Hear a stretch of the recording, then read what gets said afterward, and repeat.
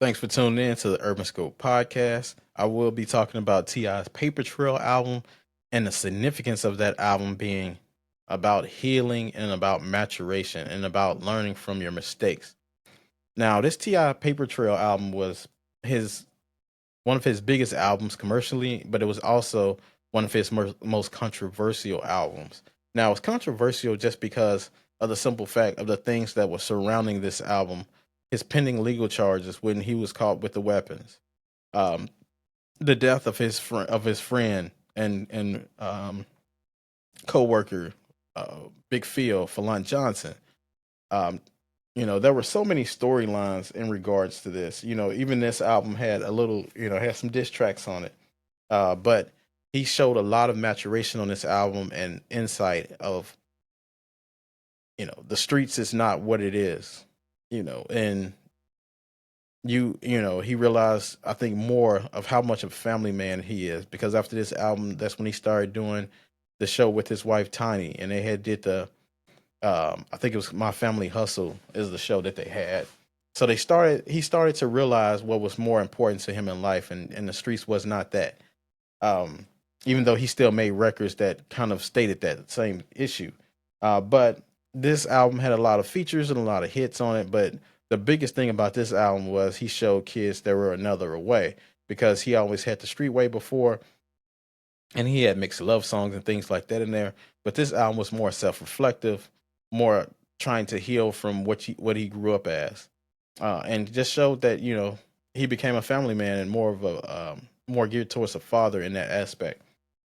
Um, but we talked about the pending case that he had at the time, and he learned from that situation, I believe, and he really didn't have he didn't become in the spotlight anymore. Didn't really get into much legal trouble after this situation and after this album. But then he did have disses to to Shawty Low and others on what's up, what's happening. He still showed elements of it.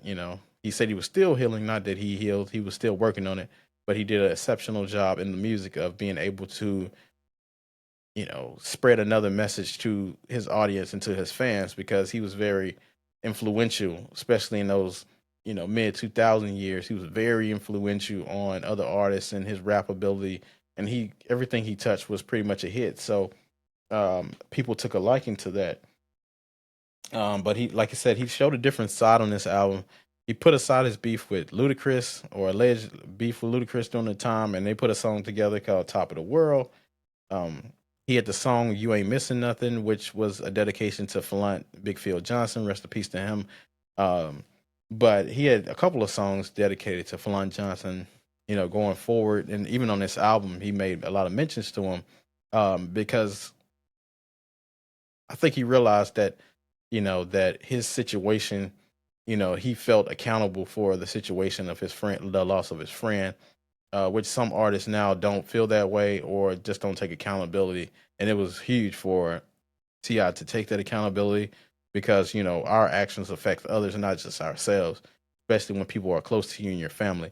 And I feel like Ti took a huge accountability, especially through his music, and I'm pretty sure he did a lot of things behind the scenes to help the families. But I'm not sure about that. But knowing Ti, I'm pretty sure he did.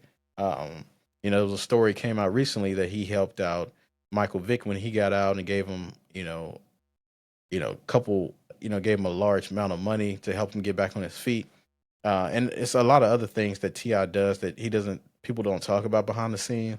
That's because his persona and people want to keep it that way. So people don't really publicize the good things that he does, and he's not going to say it because, like I said, he does it from the kindness of his heart. I feel. But he even addressed the scrutiny of his pending case in "My Life Your Entertainment," which was a huge song and one of his biggest songs when you think about today, because coming to fruition of today, a lot of artists, we feed upon, you know, artists' life and turmoil that they're going through in big situations but these are real people with real lives. But a lot of people cover the topics of what people are going through. It adds to the stress. They have to listen to, from so many different voices. That's why when people release albums nowadays, they usually have a collection of sound clips from artists. I mean, from other, critics and pundits and things like that, talking about their situation, and it becomes a soundtrack for the intros usually of these albums. When you think about, it started back early as Tupac "Me Against the World" when they was talking about when he got shot and left the hospital without proper release and things like that.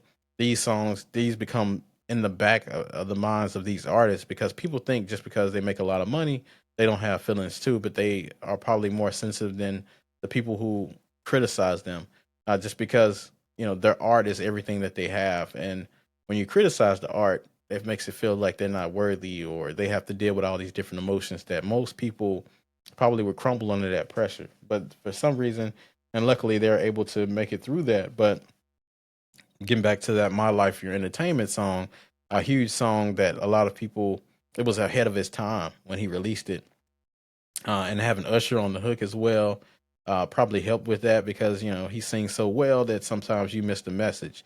But the message is definitely well taken, as it was kind of saying that, giving us the forefront of the social media era, and when any times an accusation is released or any kind of information is released, there's a firestorm of people covering the topic, not just the media anymore, it's social media now. So there is a lot more voices that you have to hear.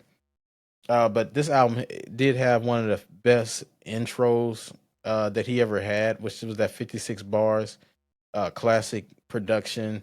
There was a lot of DJ Toomp on this album too. You can hear from the sounds, from the drums and the cymbals and things like that. But he did give us a classic on this one, and that "Swagger Like Us." Now, this song had Kanye West, Jay Z, and Lil Wayne, in addition to Ti. Now, there's a big debate on who had the best verse on this record, and man, it's very difficult. I had to listen to it again just to get a gist of it. Listen to it a couple of times to get who I had the best verse, and it's still a debate on that. But from recent listening to it, because I used to think Lil Wayne had the best verse back then because he was on fire. This was back in '08, so this was around Carter 3 time. But I still think Ti had the best verse, and he went last. Now he had the greatest vocabulary. He had the greatest flow. He had the greatest synergy, I think, on this record. And that's probably why he went last, so he can, put his verse last. But he still definitely stood his own. And people underrate Ti as a lyricist because he's from the South for one, and then for two, he's a trap music artist, and trap music artists, they always think it's not about lyricism; it's about mostly production. Now he was able to put both together, and that's why he's in a different echelon of artists that are trap artists. When Gucci Mans and your Jeezys. He's in a different stratosphere from those guys, I believe, because his lyricism and his vocabulary is way different. He has more intellectual uh, content than most of those guys. He can put it in a different. He can put his lyrics in a different way than most guys can. He doesn't have really simplicity to his style, opposed to most of those other trap artists.